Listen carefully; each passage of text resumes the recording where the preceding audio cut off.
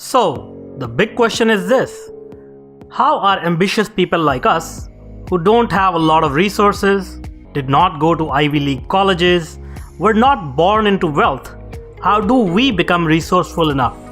Use our creativity, our dedication, and a little bit of crazy to bootstrap our way to realizing our dreams. Whether it is launching a new company, launching a new app, or making it to the top of the corporate ladder. That is the question, and this podcast will give you the answers. Please like, share, and subscribe to get new episodes, videos, and other updates. Hi, everyone, and welcome to this new episode of Bootstrapping Your Dreams show. Today's title of the interview is Being Resourceful, the Truth You Need. My name is Manuj Aggarwal, and today I'm talking with entrepreneur Joi Madison about the common myths and misconceptions about being resourceful that stop most entrepreneurs dead in their tracks, even before they get started. Welcome, Joi. Hi, thank you so much for having me. Yeah, we are excited to hear and learn a lot from you. So, Joi is a serial entrepreneur, and she has graciously consented to this interview to share extensive knowledge and experience and dispel some common myths about being resourceful that every entrepreneur needs to learn about. All right, so let's get started. So, Joi, can you first tell us a little bit about yourself, your background, education, and experience? Sure. So I'm actually currently a third-year doctoral student working on my doctorate in clinical psychology with an emphasis in marriage and family therapy. Awesome. That is actually a bit of a career shift for me. Prior to this, I actually owned a fitness studio here in Los Angeles. Awesome. And I was in the health and fitness and sports industry pretty much my entire life. I have been coaching and training, and I was working as an athlete myself.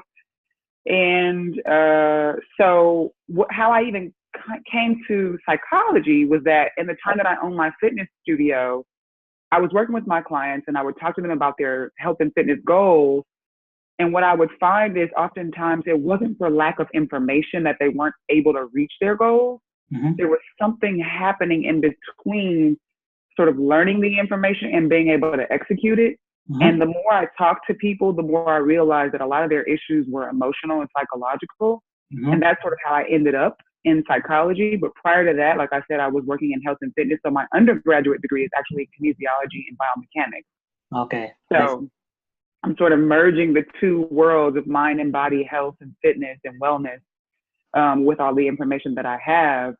I am currently doing my current work, I guess you could say. My business is called the Club of Hearts. Uh-huh. And it's an online subscription-based service where I drop monthly workshops, and we offer concrete and actionable steps that people can take to move closer to their goals and their visions, whether it's in their businesses and their relationships and their health and their finances. And that's my current project. But like I said, I used to own a fitness studio. I also do clarity coaching. So I have a lot of things going on. I'm also a mentor. I work with young girls between the age of 12 to 18 years old. So a lot going on. That's great. So you are obviously very resourceful. Yes. So let's talk about that. What are some of the most common myths that you come across when you meet entrepreneurs, and how are they being resourceful, or how they are ignoring the resources that they may already have? Yeah, that's a big question. I talked about my fitness studio, and one of the things that I talk about the most from that experience is that I had a whole fitness studio that I ran for 4 years. I never had a loan. I never used any credit cards. I bought all my equipment and I built out that studio strictly cash out of pocket from my clients. Awesome. And I think it's important to say that because a big piece of business that kind of people shy away from their dreams, or they don't do it as big as they see it, is because of money. Yeah. right? And so that's a big resource. That's a huge resource when it comes to business and when it comes to people thinking about starting a business. Yeah. So one of the first things that I want to say to people about money is that you don't need as much as you think. I remember talking to a woman years ago, and she said to me, I remember I was planning an event, and I was like, oh, these are all the things that I need. And I started running down this itemized list and how much everything was going to cost. And I did all this price checking online. Yeah. And she said to me, don't worry about the how. Just think about the what, right? And what she meant by that is just think about what you need. And then from there, you get to connect with people who have that, as opposed to thinking it's your sole responsibility to raise the money or whatever it is you need to buy the thing, right? And it was like, oh, and that was like a big light bulb for me. And so over the years of running multiple businesses, I've come up with what I call my 4 Bs of in terms of getting the resources you need. Resources meaning tangible resources, right? And the first one I say is beg, right? Ask people. You would be surprised how many people want to support you, see the value in what you're doing, just want to be able to say they donated to something. And oftentimes we go about it trying to get the money, and it's better to ask for the thing. So if you need supplies, if you need a venue, if you need help with your graphics, if you need whatever, just ask people. And that's the first thing that I tell people. The next one I tell people is to borrow, right? And so sometimes you need a space, or you need a camera, or you need something, and you don't need it long term. You just need it one time, or maybe for a short period of time. So sometimes you can just borrow what you need. And again, there are so many people who would be willing to allow you to do that, especially when you're clear about your vision and you can say to them, this is what I'm doing. This is why it's important. Here's how you can support me. People are like, oh yeah, okay, clear. Let's do it. So beg, borrow. The next one is barter. Sometimes we forget how much value we have to offer. Even when it's not necessarily directly in line with what you're doing, if you can offer someone something else. So for instance, with me, when I was working as a coach in fitness, I still had the skills that I'm sharpening now with regard to psychology and coaching and the mental and emotional wellness. And I would often barter that to get what I needed for my gym. Right. And so it was like, okay, how can I support what you're doing? And how can we sort of, you scratch my back, I scratch yours sort of thing. Right. So again, it's less about trying to figure out how I can pay you to do a thing. And it's more about saying, hey, I have something valuable to offer you as well. Can we trade? For sure. Right. And then the last B of the 4 Bs, then you buy. But by the time you've gone through beg, borrow, and barter, and you get down to the things that you have left on your list, the amount of money that you need to buy those things is so much less than you originally thought. For sure. Right. And so that's one of the things that I really talk to people, especially my young people that I mentor or entrepreneurs that I work with. Go through that list first. Get very clear about what you need. Be very clear about what you have to offer. Be very clear about who has what you need, whether it's a business that, corporations have all kinds of in-kind donations and things that they have to get rid of for, every year, for every fiscal year. There's individuals who want to support you. There's organizations who, they have venues and they're like, if our constituents, if our members can attend your event for free, then you can use our venue. And it's like, who doesn't want to fill seats for their event? Of course, if it means getting a free venue, of course your constituents can come for free, or whatever that is. And so when you can get through the beg, borrow, and barter, that list of things you'll need to buy that you'll actually need money for will be so much smaller. And in that instance will become so much less intimidating or so much less of a factor or a burden to doing what it is you envision for yourself. When you see all those dollar signs, it starts to feel like, I don't know how I'm going to do this. Yeah, for Beg, sure. borrow, barter, then buy. Yeah. So that's well said. So a lot of these misconceptions have been, fed to us by big business or media. So obviously there are all these resources available, and we should leverage them. Now, to help the audience a little bit, can you name a few resources, maybe websites or similar resources that you have used in the past to implement these strategies? You know what? This is going to be a little bit unorthodox, but I have used social media so much. Uh-huh. And the way that I have used it is that I will often, if I have an idea or something, I will often search hashtags and find businesses or organizations or individuals who do something that is in alignment with my vision and my values. And I'll just maybe follow and engage with them. Quick story I'll share with you specifically about this. Yeah. Last year, actually 2017, actually, I was going to South Africa on vacation, right? But at this time, I had just closed the studio a couple of months before that. And I was moving into my coaching business and looking to do workshops and connect with new people and build my brand in this new arena. I was going to South Africa on vacation. I thought, I wonder if there's an opportunity for me to begin to plant seeds internationally with the work that I'm doing. And so I went on Instagram and I started searching businesses and organizations and things like that in the area where I would be, South Africa, Cape Town, and Johannesburg and Cape Town. And I found this, it's like a collective, basically, of creatives who do design and all kinds of things. And they were in Johannesburg, not far from where I would have been staying. So I started following this organization. I would engage with them on their page and, just all of that. And then when it was a few months out from my trip, I sent them a message on Instagram and I just said, hey, I'm going to be in South Africa. This is what I do. I love what you guys have going on. Here's the vision that I have for how we can collaborate. Please let me know if you're interested. I would love to hop on a call and, see if we can work out.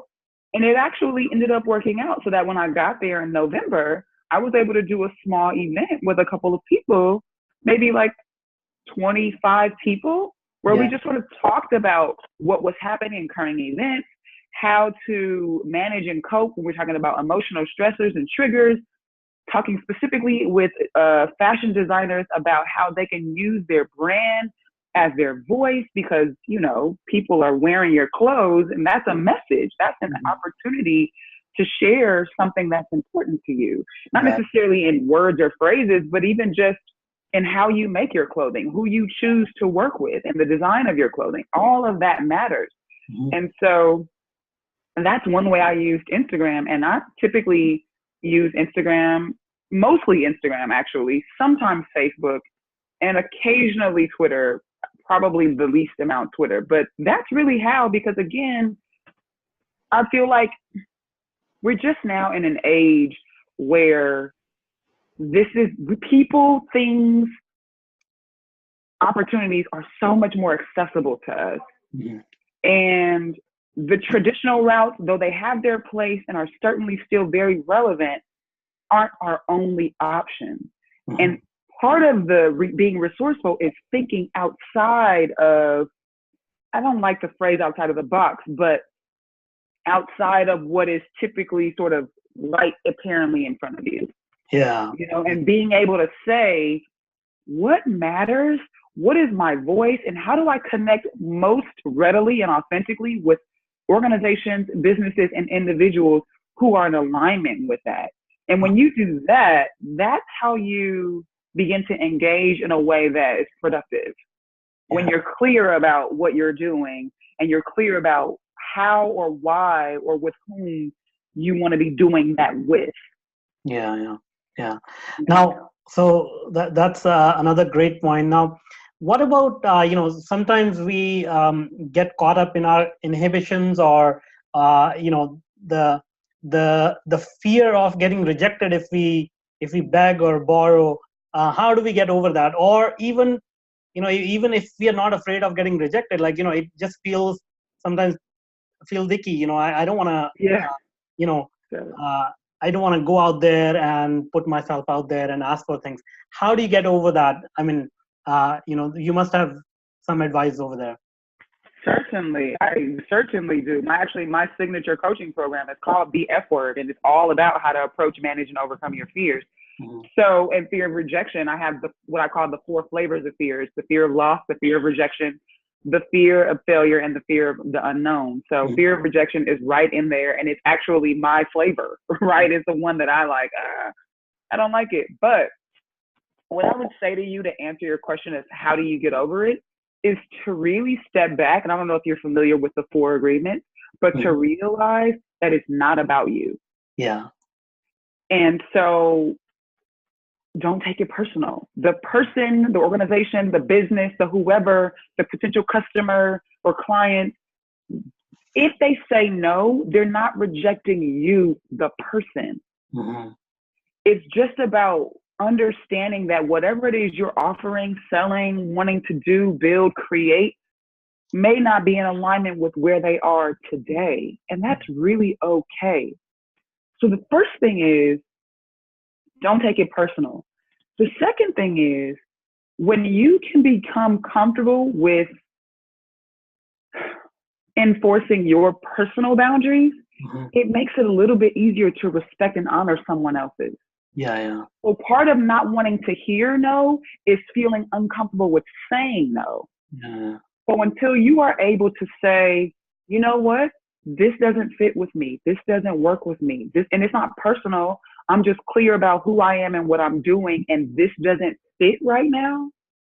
And that's okay. It doesn't mean anything is wrong or bad. It just means this isn't a good fit. Mm-hmm. And you won't be a good fit. Your business, your idea, your product, your service, it will not be for everyone, which is the importance of, and one of the first steps of your business, figuring out who your audience is. Yeah. If your audience is everybody, you might want to do a little bit of getting clear. And even if what you're offering can work for everybody, the way in which you market it and position yourself needs to be specific to someone, at least first. Mm-hmm. And it'll grow and it'll do those things, and it'll be fine. But originally and initially, you need to have an idea about who that person is first, and then target them. And again, it goes back to what I was saying about the Instagram thing. I went to them and I saw them and I said, you know what? It feels appropriate to reach out to them via Instagram because of their presence, because of the nature of their business and the creative aspect of it. And it's very much about social and connection and co-working. So that felt appropriate. I wouldn't have reached out to a bigger, larger corporation perhaps in that way, because it's just a different brand. Sure. So all that understanding of who you are and what's in alignment with your values and your vision, that goes into how you're going to approach all of these things. So the fear piece is, don't take it personal, and then get real comfortable and clear about your own boundaries, so that when you say no, you understand that it's not personal, so that when someone else says it, you don't take it personal. Yeah. Okay. That's awesome. Well said. All right. So now let's move on to any other myths or misconceptions that entrepreneurs have in regards to using their existing resources. So can you tell us a little bit more there? Another big one that I hear from people is time. Okay. People feel like they don't have enough time. And it's just not true. It's just not true. Yeah. You've heard, Manuj, all the things that I'm telling you that I'm doing, and that's like not even. That's not even. That's like scrap. That's like the big stuff that's worth mentioning. I mean, of course, I have a bunch of other things going on, and then of course everything that goes into maintaining all of that stuff. And I often get asked the question, how do you do all of these things? And the answer is that I have become a master of my time.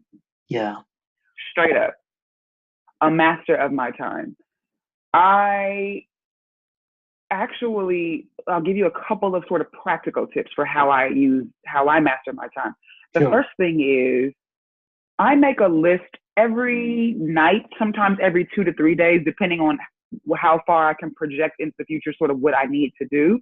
But I make a list every night or every 2 to 3 days of what needs to be done.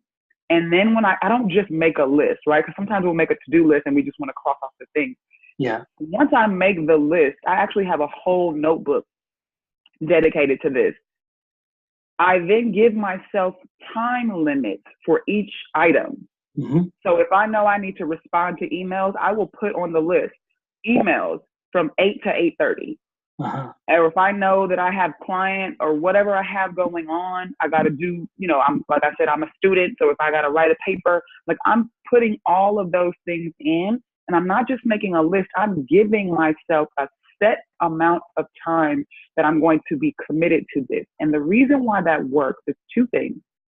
The first is whatever amount of time you allow for a thing is the amount of time you're going to take to do that thing. Does that make sense? So, and that's sort of that's the thing with procrastination. People are like, I know, I wait till the last minute. It's like, if you have 2 weeks, you're likely going to take that 2 weeks. Yeah, that's right. Yourself at the last minute doing everything. But if you only have one day, you're going to do what you have to do to finish whatever task it is in that one day. Yeah.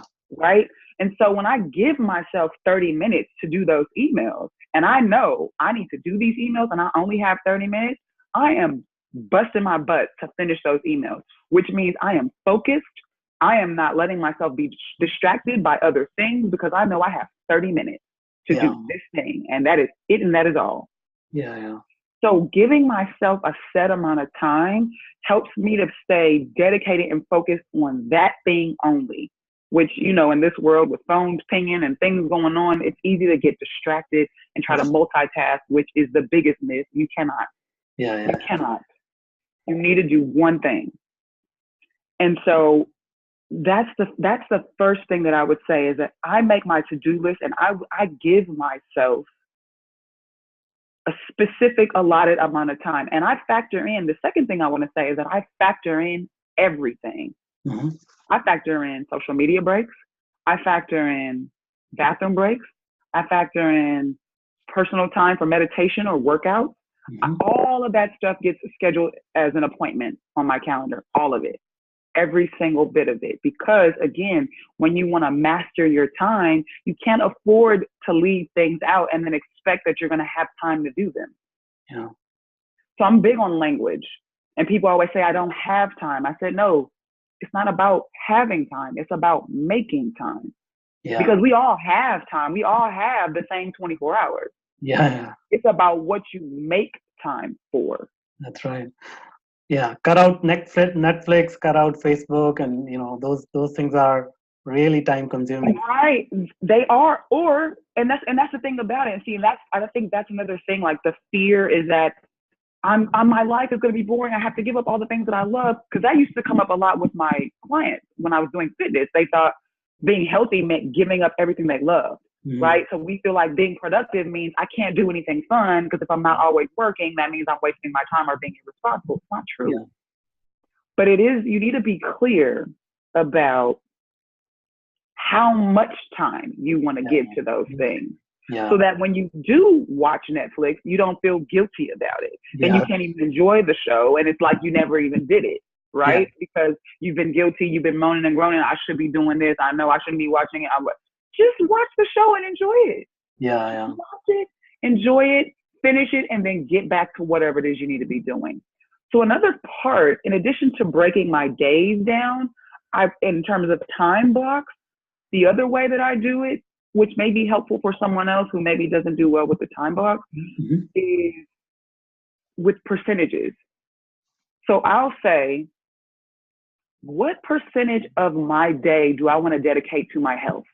What percentage of my day do I want to dedicate to building my business? What percentage of my day do I want to dedicate to connecting with people that matter to me?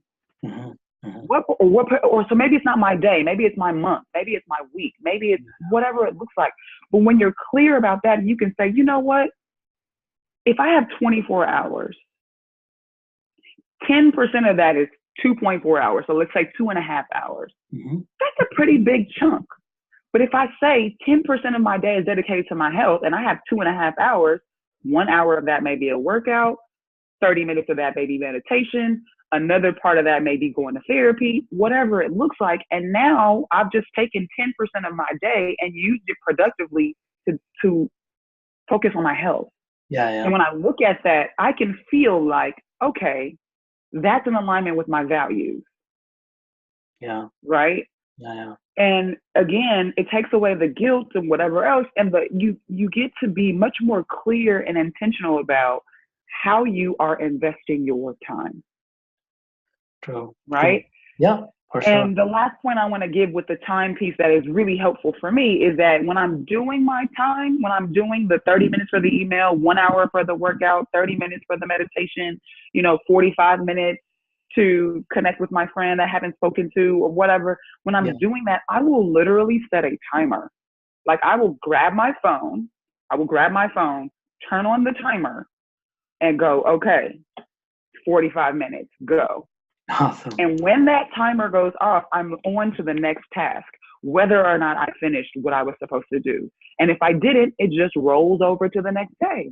Yeah. But that rarely happens because I have given myself that time to focus on that thing. And I have not allowed anything else to be more important than that for the time that I allotted for that thing. That's great. That's great. And that is so helpful. Yeah, awesome. So we talked about saving money by following your 4Bs framework, and we talked about managing time and money saved. So now let's talk about how can we maximize the impact of all this as we are putting our resources to use. Maximizing all of this. I mentioned it briefly about connecting with people. That would be sort of my last, if I had to sum it all up, resource is your relationships, right? And so, of course, that goes back to who you can beg, borrow, or barter with, but also when you talk about time, who you're spending your time or investing your time with. And so that becomes huge because that's how everything ties together. Who you know and what they know is going to help you build your vision. And so it's not about using people like, oh, what can you do for me? But it is about recognizing their gifts and putting the gifts to use. And there are people around you who have skills that, again, want to invest in your vision. And when you can tie those people together and get clear in your mind about how they can support you, and then you beg, borrow, barter with them about it, that goes back to how you're saving time and money. Right? Because if we're talking about not having enough time, because I don't have all the time to do all the things, but I'm clear about who can do the things I need to get done, who I'm close to, so that it still gets done, even if I'm not the one doing it. Right? So when you're talking about time and money, the third piece to that puzzle is your relationship. Your relationships, and realizing that you don't have to know it all and you don't have to do it all. So when you're connected to people who have skills, talents, gifts, resources, and whatever else, that is when all the other stuff begins to come together.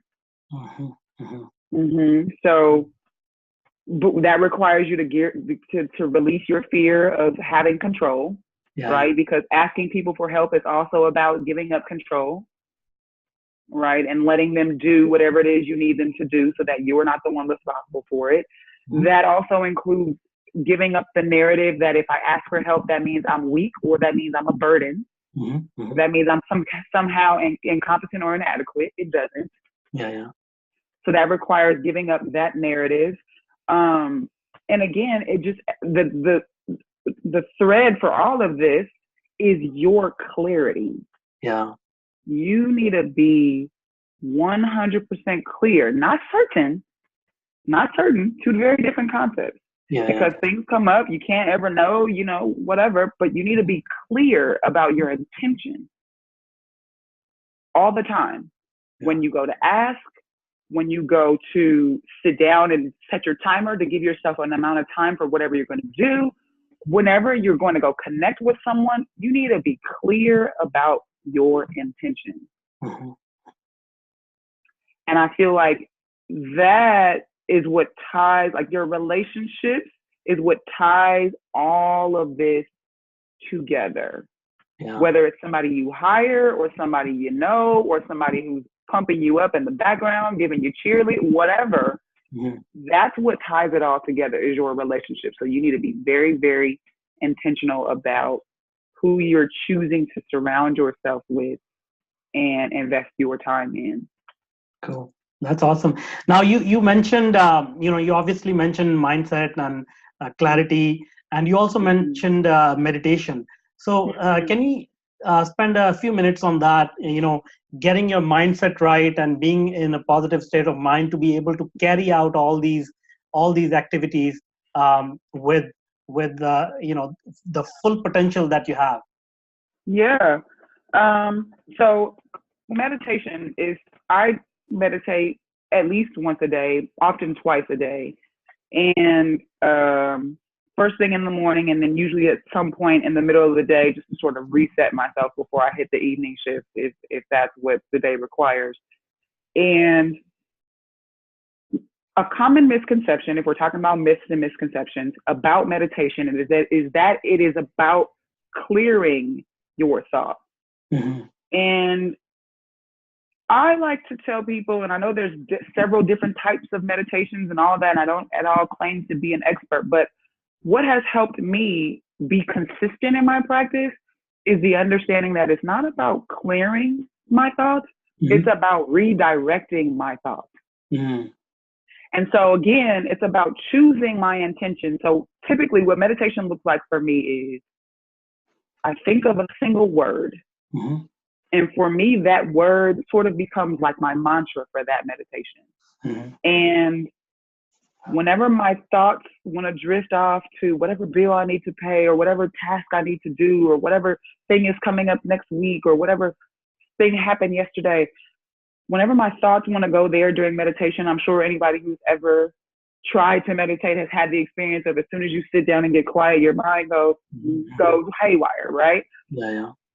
I choose that one word and I'll just acknowledge the thought and I'll say, yes, that needs to happen. But right now I'm focused on, and whatever my intention for the day is or that moment is.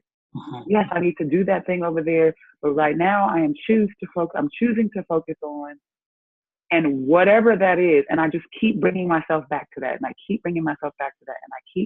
And it sort of becomes a practice of what I've been saying this whole time, which is clarity of intention and organization with your approach, right? And that when I'm doing that in my meditation, it's a practice of that skill of acknowledging what's going on, but then not letting it distract me from what my intention is. And I keep doing that. And that in that time, what ultimately will happen for me is after a while doing that, you kind of fall into a rhythm and you begin to hear more clearly what your intention is. Because for me, what happens is, okay, so say my word, so today my word actually was freedom. Mm-hmm. So yes, that's important to me, but right now I'm focused on freedom. And then what starts to happen is automatically I start to say to myself, okay, but what is freedom?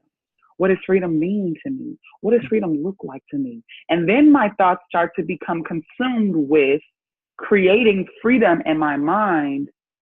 And then the more clear I become about what it looks like, what it feels like, what freedom is for me, now 10, 15 minutes in, I'm now spending the rest of my meditation time creating what freedom is and focused on that. And then I typically finish with this thought or this idea that I am now going to choose to, for the rest of my day, look for and be open to all of the opportunities that are before me to create this freedom. Cool. And that's how I then move about my day. And things that would have just been mundane, whatever going on, now they click in my mind as, oh, wait, this is an opportunity. And this again goes back to the South Africa story I shared. Yeah. I'm going to South Africa. I'm starting this new business. This could be an opportunity for me to grow my audience internationally. Cool. Right? Yeah. And it rolls. Yeah, for sure. Yeah.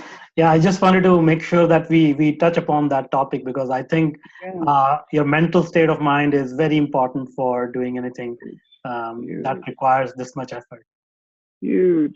I recommend that people meditate daily, at least. I do 30 minutes at a time. And so, like I said, once a day, minimally, sometimes twice a day. I highly recommend people start a meditation practice, understanding that 30 minutes may be challenging for some people. Start where you are, 3 minutes, 1 minute. Just start there. Focus on your breath, or maybe even if you like ambient sounds or a mantra, if you choose a word, whatever makes sense to you. But get in the practice of being quiet and hearing from yourself, your highest self. Get in the practice of that, because whatever you're doing, whatever you're offering, whatever product, service, whatever it is, it's going to require you to be very, very convicted about its purpose and its relevance and its value. And that only comes from you being clear about who you are and what you have to offer.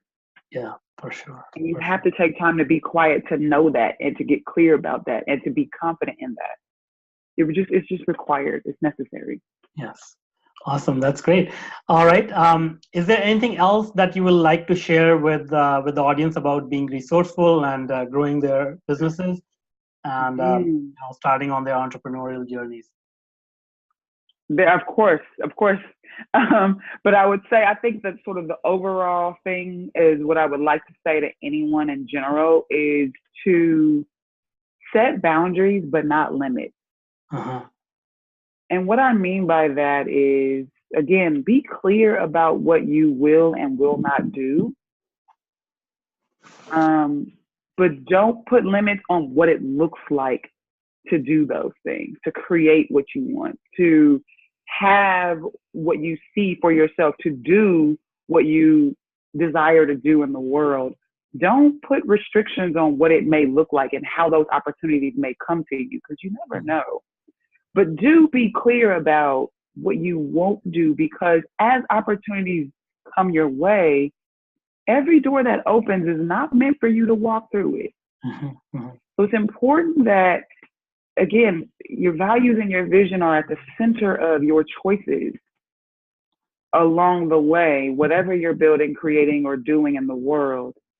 And so you have boundaries, but you don't have limits. And that's going to take you far, take you high, and allow you to be comfortable wherever you go, because you know that you haven't betrayed yourself to get there.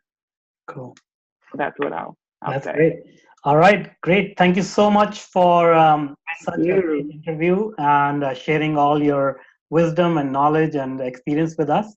I'm sure everyone in the audience got a lot of value out of it. Now, before I let you go, before I let you go, can you tell us a little bit about your company, your services that you provide, and how you work with others? Yeah. So again, my most recent project is called the Club of Hearts. It's a subscription-based online marketplace for personal and professional development. We release new content every month around health, relationships, career, business, and mindset, of course. And it's facilitated by thought leaders, creators, entrepreneurs, educators, professionals, all kinds of people from a range of different industries. And this series actually that just started this month, every 3 months we do a new series. This month we're starting the mental health series.